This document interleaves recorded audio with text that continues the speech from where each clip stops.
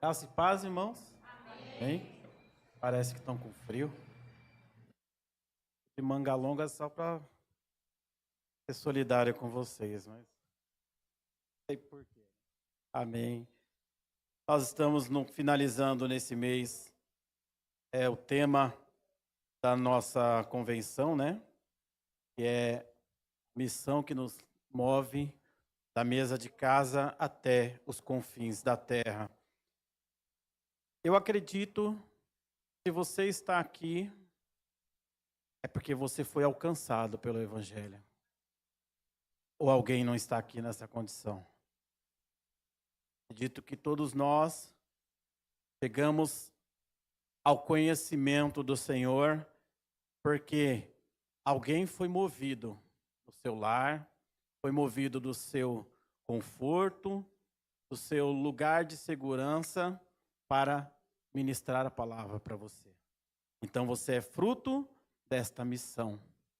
Você é fruto de alguém que entendeu a nossa missão na terra, que é levar o evangelho a todas as nações. E aqui já foi falado sobre muitas coisas. Esse tema, né, é um tema muito abrangente. Muito foi se falado sobre família, sobre a composição da família, né, a responsabilidade dos pais, dos filhos. Foi falado sobre muita coisa. E para finalizar, eu quero hoje transmitir aquilo que o Senhor vem me falando ao longo desse mês, a respeito da verdadeira missão que nós recebemos. Porque a gente fala, às vezes, de uma forma que fica meio que difícil de compreender, mas falamos da missão, mas que missão vem a ser essa? Né? Então, eu quero que você abra o seu livro, sua Bíblia, no livro de Atos dos Apóstolos, capítulo 1, que é exatamente texto, tema do nosso do ano para nós trabalharmos, que é o texto-chave para este tema. Atos dos Apóstolos, capítulo 1,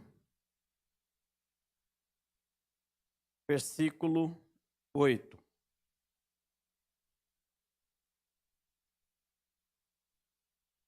Aqueles que tiverem dificuldade para encontrar ou não tem Bíblia, está sendo transmitida aqui no telão, tá bom?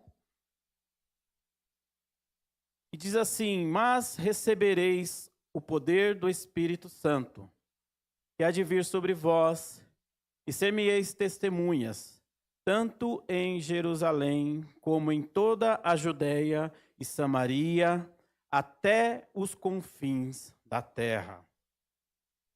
Vamos ler esse versículo juntos? Mas recebereis o poder do Espírito Santo, e há de vir sobre vós, e ser-me-eis testemunha, tanto em Jerusalém, como em toda a Judéia e Samaria, e até os confins da terra. Amém. Eu gosto desse tema, porque ele é um tema que ele não diz respeito a uma única pessoa, ou a uma única denominação, ou a algum cargo específico. Esta é chamada de a grande comissão, ou seja, este é o maior encargo que o povo de Deus, a igreja do Senhor Jesus, tem como meta. Cumprir o ide do Senhor. O Senhor Jesus, no seu ministério terreno, ele ensinou sobre o reino de Deus. E ele diz que assim como nós aprendemos dele, assim como nós fomos feitos discípulos dele, agora nós temos uma grande missão que é fazer discípulos de todas as nações. Proclamar este evangelho que nos alcançou, que nos salvou, que nos libertou e que gerou vida em nós. Mas quando nós entendemos, quando nós falamos de uma missão que nos move, nós precisamos entender qual é o fundamento dessa missão. Essa missão não é para criarmos a maior religião do mundo, não. Essa missão, ela é movida pelo amor de Deus que Ele tem por nós, por toda a criatura. A palavra diz lá em João 3,16, preciso falar? O irmão já deve saber, né? E as criancinhas já decoraram que Deus amou o mundo, a sua criação, de tamanha forma que Ele enviou o seu Filho, para que todo aquele que nele crê não pereça, mas tenha vida eterna. A maior prova de amor do Senhor pela humanidade é que Ele proveu o seu Filho para morrer por nós, para nos garantir a salvação. E somente com esse grande amor que o Senhor tem por nós, seremos capazes. Através desse amor, seremos movidos do nosso lugar de segurança, do nosso lugar de conforto, para sair e anunciar essa salvação. O que nos move, o que vai nos fazer tomar parte dessa missão, é se nós tivermos o mesmo amor que o Senhor tem por nós. Quando eu estava meditando nesta palavra, o Senhor começa a me lembrar do pastor, o pastor Celestino, ele falava sempre para nós, quando nós estávamos, quando ele falava sobre pregar, ele falava assim: faça perguntas para o texto. Se você tem alguma dúvida, faça perguntas para o texto, para você entender o que a palavra quer dizer. Então nós lemos aqui o que o Senhor nos enviou para pregarmos o Evangelho a todas as nações. Então a primeira pergunta que eu fiz para esse texto: de onde e para onde? Onde começa essa missão? E para onde ela nos levará? A primeira pergunta é exatamente o texto, é exatamente o tema que nós temos para esse ano. De onde partirá essa missão? Da mesa de casa. Essa missão começa quando nós assumimos essa responsabilidade que nós temos de discipular a nossa casa, discipular os nossos filhos, a nossa família. Começou daí, essa missão começou em casa, como já foi pregado aqui. Mas para onde? Até onde? Até os confins da terra. Até os limites da terra, até as extremidades da terra. Onde houver pessoas, esta palavra precisa chegar. Este é o alvo. Ou seja, nós não podemos nos conformar apenas com a nossa família, com o nosso lar. O nosso amor pelas almas, o nosso amor por Deus, ele precisa romper as barreiras do nosso lar. Por isso que nós fomos alcançados por ela.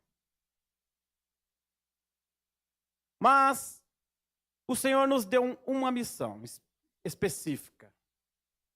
E essa missão é testemunhar. Testemunhar. Mas testemunhar o quê? O que vem a ser testemunhar? É dar testemunho acerca de um fato. Fazer uma declaração. Ou declarar o que nós temos visto, ouvido e conhecido. Você já ouviu falar de Jesus? Você foi mudado por Ele? Você testemunhou os grandes feitos dele em sua vida? Foi para isso que o Senhor te chamou, para você testemunhar. Fomos chamados para falar aquilo que o Senhor fez por nós.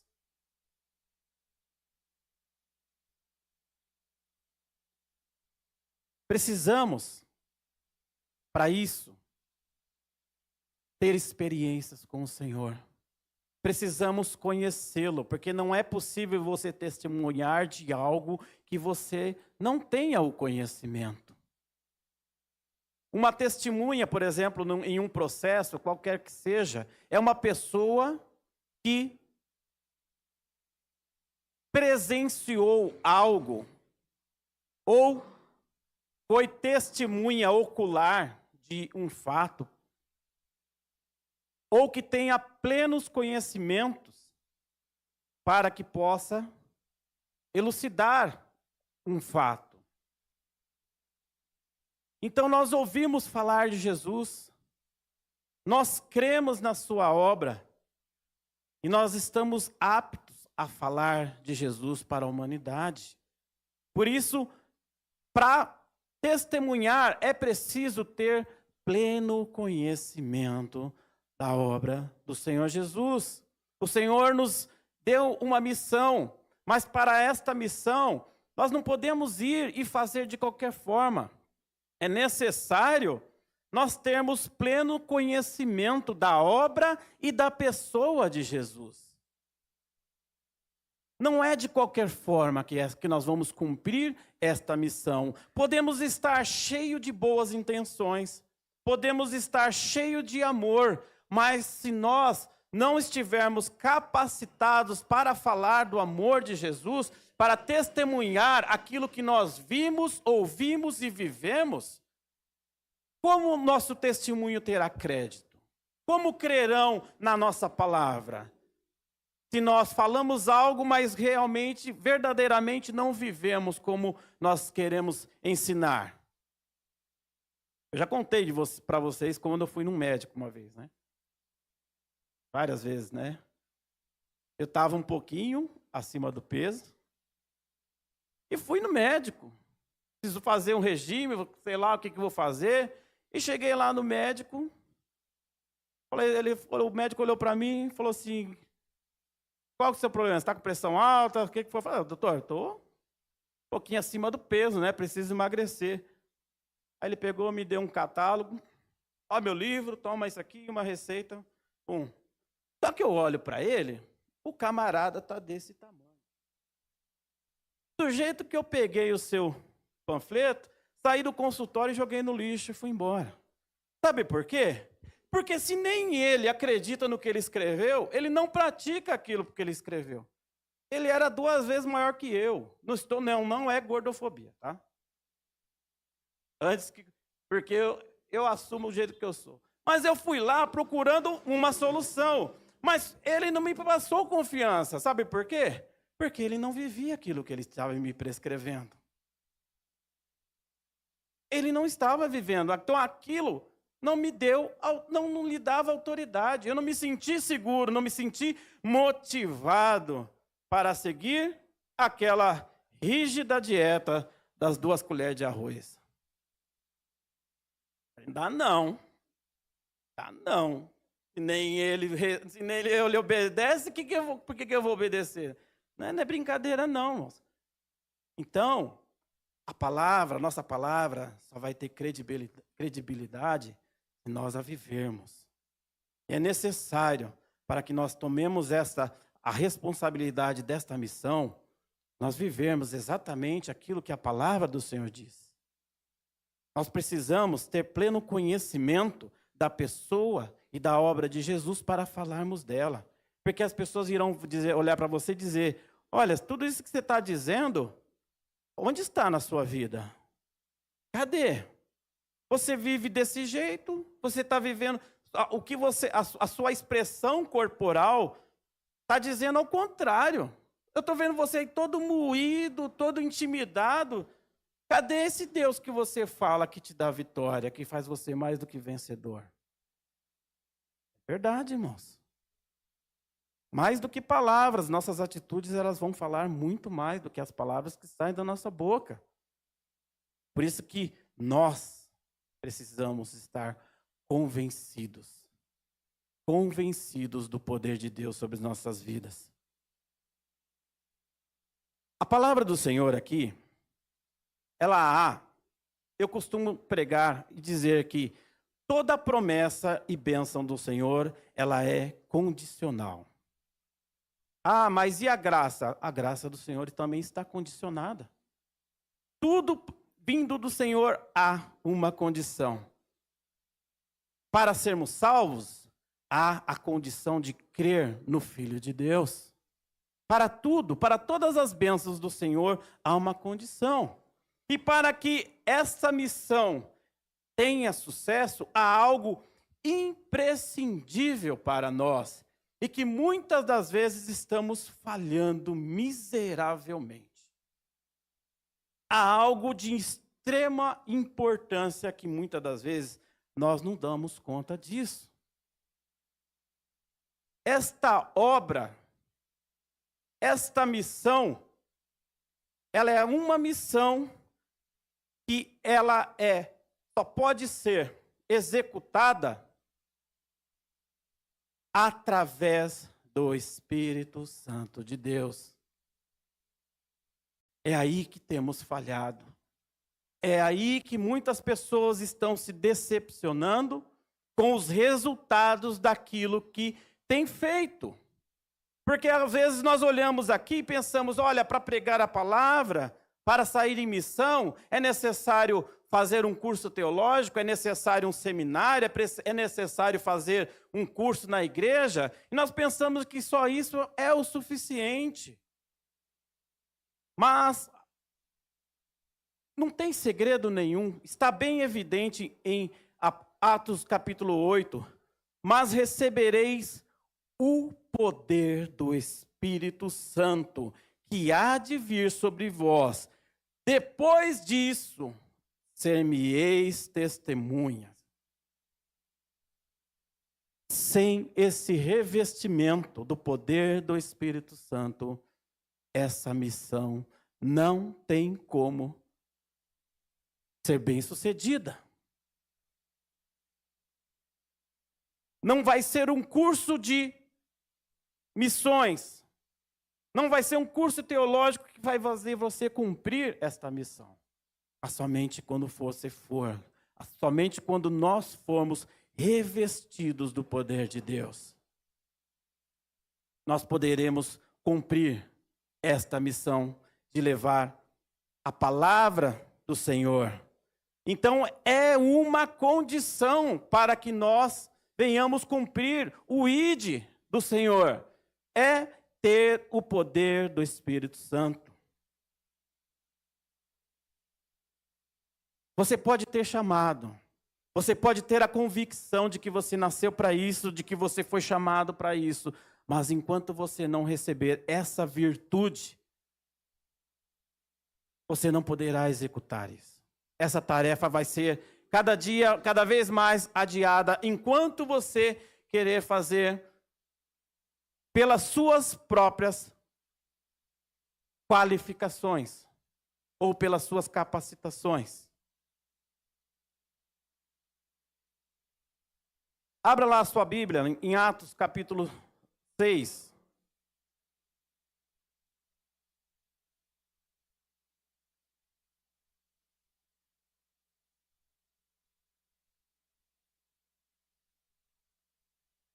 Atos dos Apóstolos, capítulo 6. Há dois personagens na Bíblia, enquanto vocês acham, eu vou falar uma particularidade minha. Há dois personagens na Bíblia que me impressionam. E não são muito citados, muitas das vezes. Não digo heróis da meu herói na Bíblia, não. Mas são duas pessoas que mudaram a minha forma de ver o ministério. Eu me lembro que uma pregação do pastor Celestino a respeito de um deles foi um despertar na minha vida. Esses dois homens são Eliseu e Felipe. Eliseu, quando eu vejo o ministério de Eliseu, eu vejo como ele prontamente, ele recebe a mensagem de Elias para segui-lo. O que me fascina no chamado de Eliseu é que Eliseu, ele não tem um plano B. Se algo der errado, eu posso fazer isso. Não. Eliseu abraça o chamado dele de tal forma que a palavra diz que ele está lá cuidando da 12ª parte da sua herança. E ele mais que depressa, ele sacrifica aqueles animais. Com o carro dos bois, ele faz uma fogueira e queima toda aquela carne. E entrega para as pessoas. Este era o meu plano B. Agora, daqui para frente, tem que dar certo o plano A.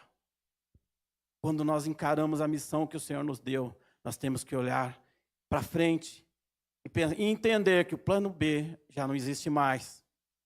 É isso que me fascina no chamado de Eliseu. E quando muitas vezes Elias diz, fica aqui que eu vou para Betel. Não. Para mim, você não disse que eu tinha que estar com você para que o Senhor me desse aquilo que eu pedi, que era a unção dobrada que havia em você. Eu quero fazer muito mais do que você. Eu não quero ser sua sombra. Eu quero fazer muito mais do que você fez. Olha só. Talvez nós possamos olhar ele e ver uma prepotência nele. Não. Nós vimos um homem apaixonado por Deus.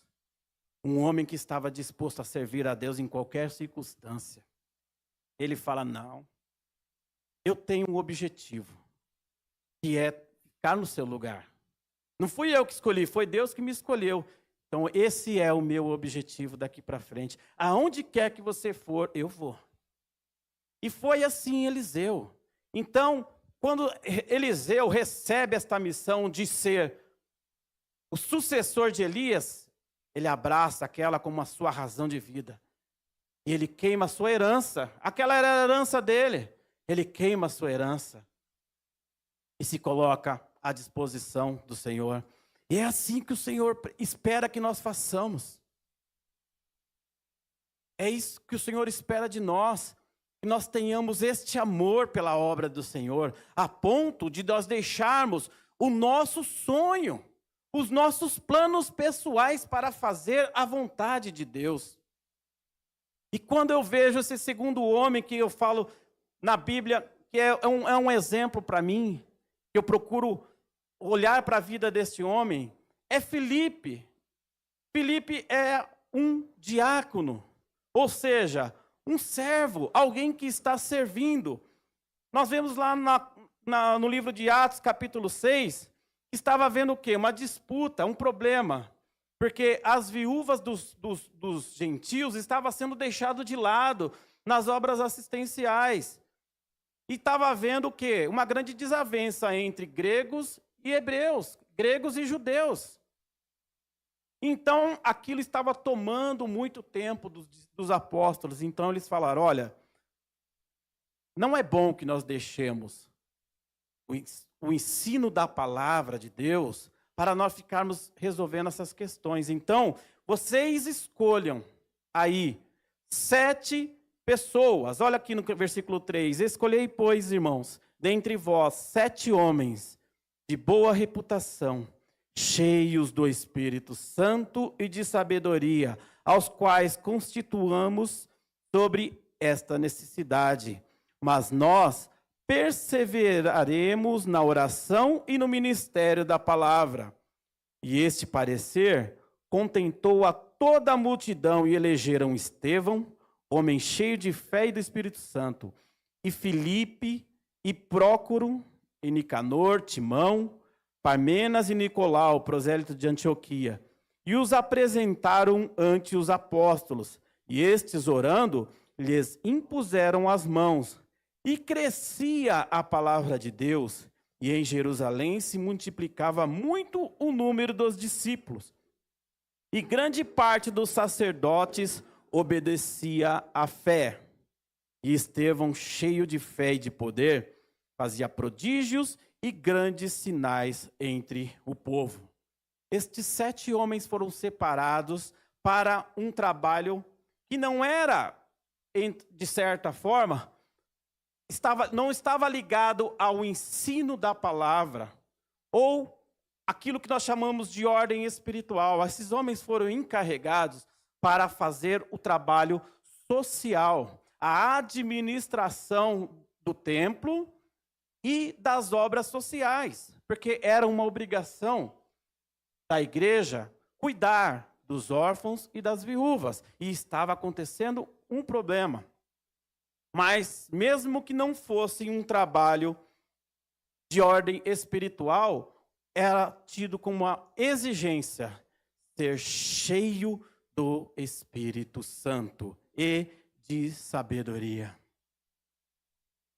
Não importa para qual seja o seu chamado. A condição, ela continua sendo a mesma. Para você ter êxito naquilo que você foi chamado para fazer, é indispensável que você seja cheio do Espírito Santo de Deus. Porque é necessário ser dessa forma. Nós estamos vendo muitas vezes aí pessoas que são totalmente dominadas pelas suas emoções, pelas suas próprias convicções. E como resultado disso, a palavra de Deus tem sido deixado de lado. Pessoas querem fazer a obra, mas para atingir as suas próprias metas. Um servo do Senhor, cheio do Espírito Santo, ele obedece à voz do Senhor. Ele cumpre a sua missão é cumprir a vontade de Deus, é abrir mão da sua própria vontade para fazer a vontade do Senhor. E o que me chama a atenção na palavra, na vida de Estevão, é que Estevão, ele era um homem que foi separado para um trabalho de servir. Porque o diácono, ele era um servo. A palavra diáconos no grego significa servo. Aquele que serve. Então, ele foi chamado para servir, assim como nós. Nós estamos no mesmo patamar de Filipe, fomos chamados para servir. Ele foi separado para uma missão específica. Mas, dali para frente, aconteceu algo que iria mudar a história da igreja. Eu terminei dizendo aqui sobre a vida de Estevão, um jovem fervoroso, cheio do Espírito Santo. E a palavra diz que Estevão, ele constantemente estava em disputa com os judeus a respeito da palavra do Senhor. E os magistrados não tinham condições de disputar com ele. Por quê? Porque ele era cheio do Espírito Santo. Então foi necessário fazer com Estevão para calá-lo, da mesma forma que fizeram com Jesus. Corromperam pessoas para levantar falso testemunho contra Estevão. E o resultado disso foi que Estevão foi apedrejado. Estevão foi apedrejado. E no capítulo 8 de Atos dos Apóstolos, dá-se início, agora começa a se destacar outro jovem, chamado Filipe. Atos dos Apóstolos, capítulo 8, diz assim: E também Saulo consentiu na morte dele, de Estevão, e fez-se naquele dia uma grande perseguição contra a igreja que estava em Jerusalém, e todos foram dispersos pelas terras da Judéia e de Samaria, exceto os apóstolos.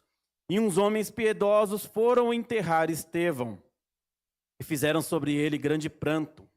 E Saulo, que nós conhecemos como Paulo, assolava a igreja, entrando pelas casas e arrastando homens e mulheres, os encerrava na prisão. Mas os que andavam dispersos iam por toda parte anunciando a palavra. E descendo Filipe, a cidade de Samaria, lhes pregava a Cristo. E as multidões unanimemente prestavam atenção ao que Filipe dizia, porque ouviam e viam os sinais que ele fazia, pois que os espíritos imundos saíam de muitos que os tinham, clamando em alta voz, e muitos paralíticos e coxos eram curados. E havia grande alegria naquela cidade. Filipe foi separado para uma missão, para uma função, que era fazer parte da assistência social da igreja. E era a administração dos bens para os necessitados. Mas, com a perseguição, agora, a primeira perseguição à igreja, aqueles homens cheios do Espírito Santo se dispersaram, mas não em fuga. Eles saíram de Jerusalém e se espalharam para pregar a palavra. E Filipe foi um desses. Ele não era separado como missionário, ele não era apóstolo, ele era apenas uma pessoa que servia a mesa na casa do Senhor. Mas o diferencial é que ele era cheio do poder de Deus. Ele era cheio do Espírito Santo de Deus. E isso fez com que ele saísse em missão, exatamente cumprindo o ID do Senhor. E ser-me-eis testemunhas em Jerusalém. Jerusalém estava sendo evangelizada. Na Judeia, em Samaria e até os confins da terra. Foi preciso um grande chacoalhão naquela cidade para que a igreja despertasse e saísse de Jerusalém e fosse ao encontro dos outros povos que também eram necessitados. Ser cheio do Espírito Santo nos faz mover do lugar que nós escolhemos para ser nossa casa, para ser o nosso bairro, a nossa cidade.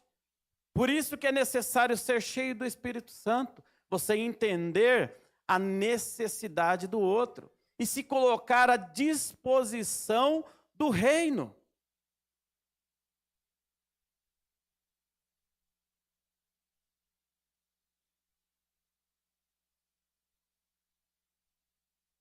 Filipe, a palavra diz que quanto mais ele pregava, mais o Senhor era conhecido. E o trabalho de Filipe foi crescendo de tamanha forma que chegou lá em Jerusalém. E os apóstolos decidiram enviar ali Pedro e João para lhes auxiliar. E a palavra do Senhor diz que chegando lá, Pedro orando, impondo as mãos, eles receberam o Espírito Santo. Foram cheios do Espírito Santo. Houve, a partir daí, um novo crescimento. O evangelho do reino já estava sendo pregado em Samaria. E as pessoas estavam vendo o grande mover de Deus. Mas nós entendemos nessa segunda parte da história que o homem, o crente cheio do Espírito Santo, ele também é guiado pelo próprio Espírito. Mesmo capítulo, a partir do versículo 26, nós vamos ver Filipe sendo conduzido pelo Espírito até um lugar. O caminho de Gaza, de Jerusalém para Gaza. Ele vai para lá e encontra um eunuco, é um funcionário da rainha de Candace, na África, Ásia Menor. E ali o Senhor diz para ele, o Espírito Santo diz para ele, se achega neste carro, fala com aquele que está lá. E ele encontra aquele homem lendo lá o livro de Isaías, e está falando lá que ele levou sobre si as nossas dores, e está falando ali sobre o sofrimento do Messias, e ele aproveita a situação, e puxa uma conversa com aquele homem. Você entende o que você está lendo? Não, é porque eu não tenho ninguém para me ensinar. Opa, chegou o cara. Então vamos agora. E subiu naquele carro e começou a pregar o evangelho para ele. Mas ele não estava contando uma história. ele não estava contando uma história. Ele era cheio do poder de Deus. E a palavra diz que aquele homem creu. Ele não foi convencido, ele creu. A ponto de dizer, olha aí, água, que me impede de ser batizado? Nada. Desde que você creia. Eu creio que Jesus é o Filho de Deus. E ali foi batizado. E ali foi batizado. Quando somos cheios do poder do Espírito Santo, a palavra que sai da nossa boca, ela convence. Ela converte. Ela constrói. Ela restaura. Ela cumpre tudo aquilo que ela deve cumprir. Mas, saindo dali, ele, ao batizar aquele homem, a palavra diz que ele é levado pelo Espírito Santo novamente para outro lugar. Agora ele vai parar em Asdod, uma região da Judéia. E a Bíblia diz que ele anunciava o evangelho em todas as cidades que ele estava. Olha aí o diácono, aquele que foi chamado para servir à mesa, aquele que foi chamado para levar uma cesta básica, aquele que foi chamado, talvez, algumas vezes para orar pelo enfermo, agora se tornando um grande pregador da palavra de Deus. Até que chegou em Cesareia.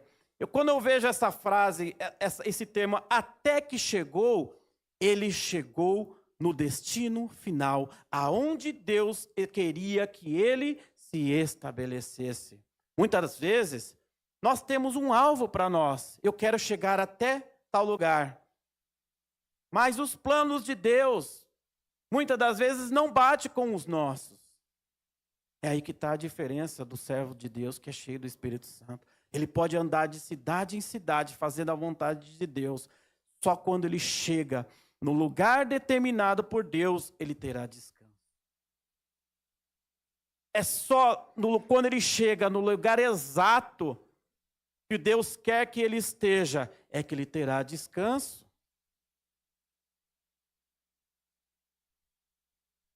E qual era a mensagem? Qual era a mensagem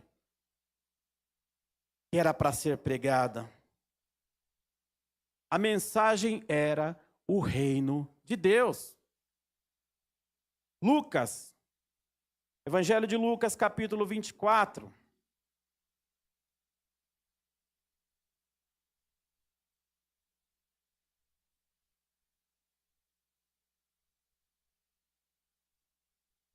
Versículo 46 a 48.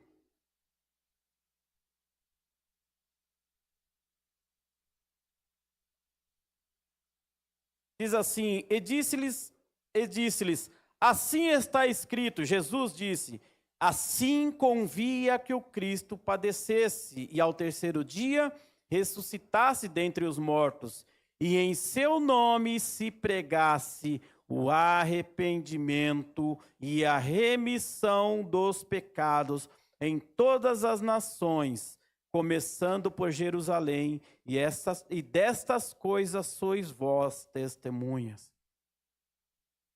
A nossa missão, o tema da nossa mensagem, o tema da palavra do Evangelho é o arrependimento para a remissão dos pecados. E é isso que nós estamos fazendo. Nós temos visto muita coisa acontecendo. Nós temos visto muita coisa sendo pregada. Temos visto falar sobre prosperidade. O Senhor prospera? Prospera, claro que Ele prospera, mas não é isso. Não é isso que Ele tem para nós. Não é essa a nossa herança. Não foi para isso que Jesus morreu na cruz, para você ter um carro bom, uma casa boa, um bom emprego. Não foi por isso. Isso tudo é resultado. Isso tudo é resultado de uma vida íntima com Deus. E mesmo que nós não recebermos, nós também não somos dignos de receber nada. fomos alcançados pela graça do Senhor, e Ele morreu naquela cruz para que nós fôssemos salvos e não ricos. Nós precisamos entender isso. Fomos salvos. Jesus morreu para que sejamos salvos e não bem-sucedidos. Esta é a mensagem do Evangelho. O arrependimento para o pecado e remissão.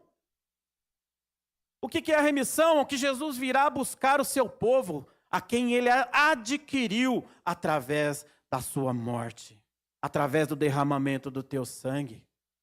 Esta é a mensagem que muitos não querem mais pregar. Por quê? Porque não dá ibope. Porque não enche igrejas, não enche templos falando de renúncia, falando de pecado. Eu construí um templo para não sei quantas mil pessoas, e se eu ficar falando de pecado, as pessoas não vão vir na minha igreja. Então vamos fazer o quê? Vamos falar de bênção, vamos falar de ouro, vamos falar de propriedades, vamos trazer aqui músicos, vamos trazer pessoas para cantar, para dançar. É o que mais temos visto. E o arrependimento, e a mudança de vida, e o novo nascimento, aonde se encaixa nessa palavra? Foi por causa dessa palavra que nós fomos alcançados pelo Evangelho. Nós temos medo de falar da condenação do homem, achando que isso é falta de amor. Não, não é falta de amor, não. Ela é consequência do erro.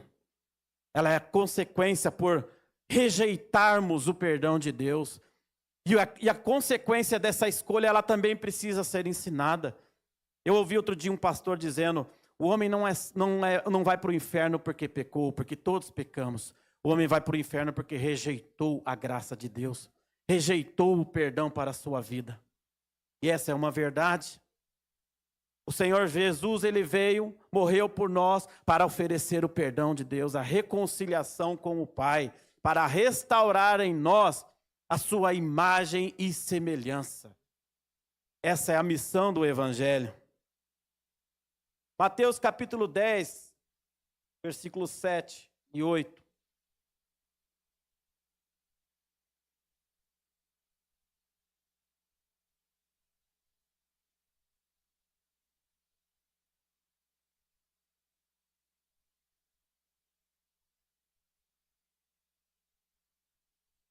Essa é a mensagem que Jesus deu aos 70.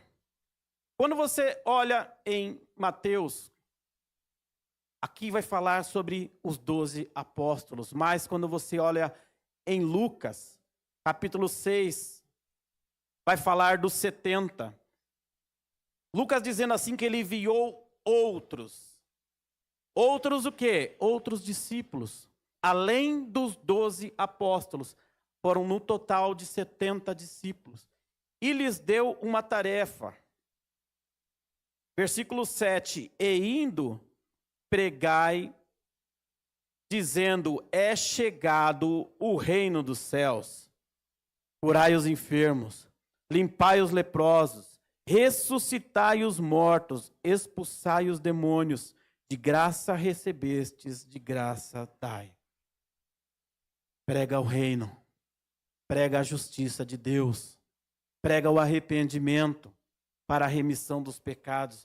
Porque não adianta nada você ficar pregando que Deus vai te abençoar, que Deus vai te fazer prosperar, e no final das contas o seu nome não está escrito no livro da vida. Porque Jesus, quando eles voltam da sua missão, eles estão todos regozijantes. Senhor, nós expulsávamos os demônios, nós falávamos e eles saíam. Nós falávamos para ser curado e eles eram curados. E Jesus fala assim: eu via Satanás caindo como um raio. Mas mais importante que isso é ter seu nome escrito no livro da vida. Não importa, você pode fazer chover, mas se seu nome não estiver escrito no livro da vida no dia do Senhor, não valeu de nada. Você perdeu todo o seu tempo nessa vida. Você perdeu todo o seu tempo na igreja, se o seu propósito não era fazer a vontade de Deus.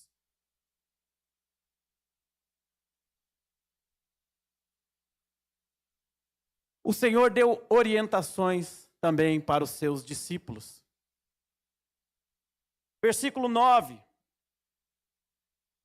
em diante diz: não possuais ouro, nem prata, nem cobre em vossos cintos, nem alforjes para o caminho, nem 2 túnicas, nem sandálias, nem cajado, porque digno é o operário do seu alimento. O que de mais valioso eles estavam carregando era a palavra do Senhor. Não carregue nada que possa aparecer como atrativo para que as pessoas vos recebam. Ouro, prata, porque era costume. Era costume andar com alguma coisa de valor para negociar alimento, para negociar a estadia em algum lugar. Não carregue nada disso para que as pessoas não se aproximem de você com uma outra intenção, a não ser ouvir a palavra do Senhor. O que de mais precioso está em você é a palavra, é a mensagem do evangelho que você carrega. O vaso é de barro, sabe por quê? O que tem de valor é o que está dentro dele. Nós somos apenas vasos. E se nós não estivermos levando em nós a palavra do Senhor, nós somos apenas um barro endurecido. Se em nós não estiver a palavra do Senhor. Tudo bem, mas e se ninguém quiser ouvir a palavra do Senhor? E se ninguém quiser dar ouvido à pregação do Evangelho? O que nós vamos fazer? Podemos mudar a palavra? Podemos deixar ela mais atrativa? Será que não é isso que estamos fazendo muitas das vezes? Será que não é esse o nosso jeitinho? Chamado jeitinho brasileiro, que mas não é nada de brasileiro, porque nós estamos vendo isso acontecendo em todos os lugares. E se as pessoas não quiserem ouvir, podemos dar uma incrementada? Podemos colocar alguma coisa, acrescentar alguma coisa para que as pessoas queiram? Não. Não é necessário isso. Você sabe por quê? É uma dificuldade da igreja, do crente, entender que nós somos apenas o porta-voz da mensagem. Jesus disse lá, olha, se ninguém vos receber, no versículo 14, nem escutar as vossas palavras, saindo daquela casa ou cidade, sacudi o pó dos vossos pés. Em verdade vos digo que no dia do juízo haverá menos rigor para o país de Sodoma e Gomorra do que para aquela cidade. Ah, mas isso... Não, é verdade. Muitas das vezes nós temos a grande dificuldade de entender que não somos nós que convencemos. Nós somos portadores da mensagem. Nós temos que estar com a nossa vida em ordem. Nós temos que ser cheios do Espírito Santo de Deus. Mas quem vai convencer é o Espírito Santo de Deus. Leia lá João 16. Evangelho de João, capítulo 16.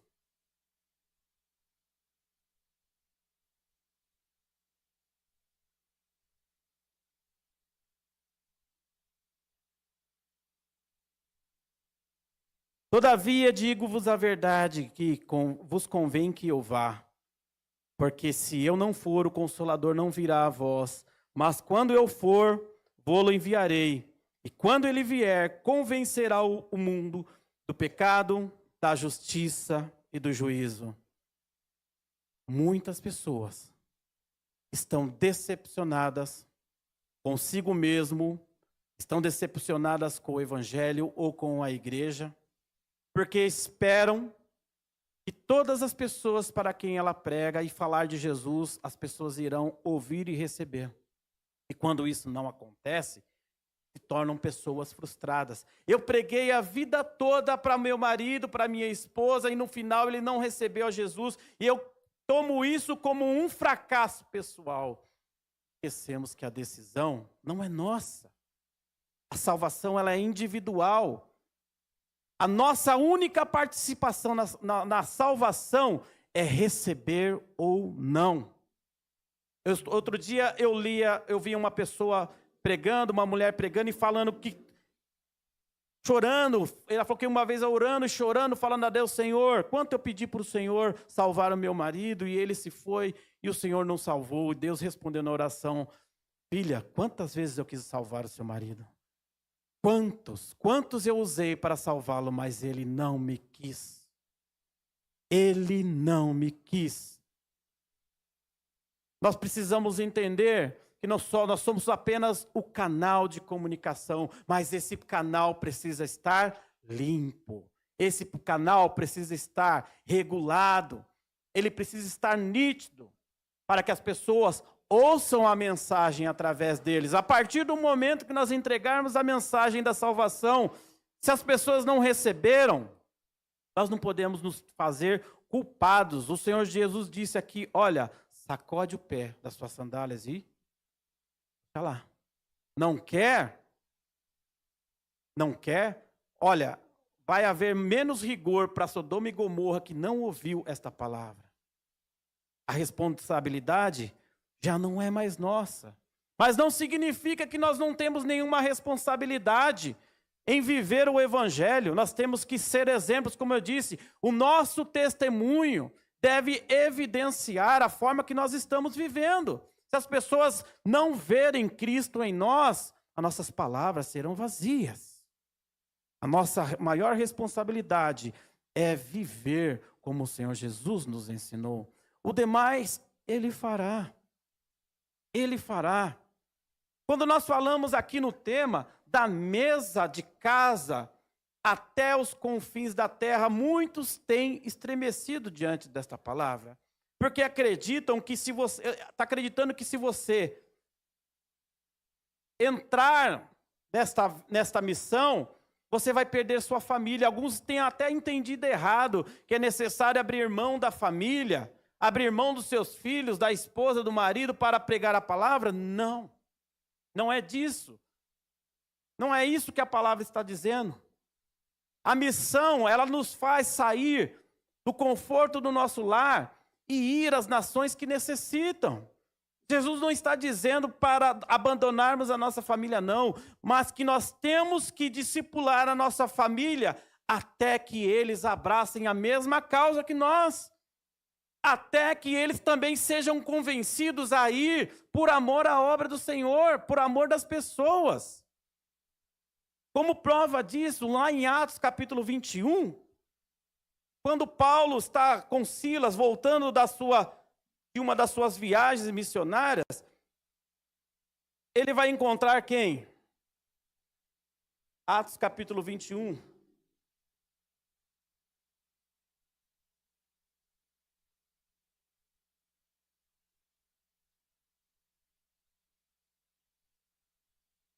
Atos capítulo 21, versículo 8. No dia seguinte, partindo dali, Paulo e nós, que com ele estávamos, chegamos a Cesareia.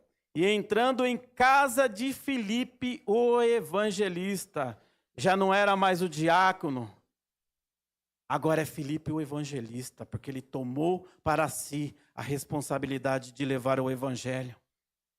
Foi chamado e separado como diácono, mas o Espírito Santo de Deus fez dele um evangelista.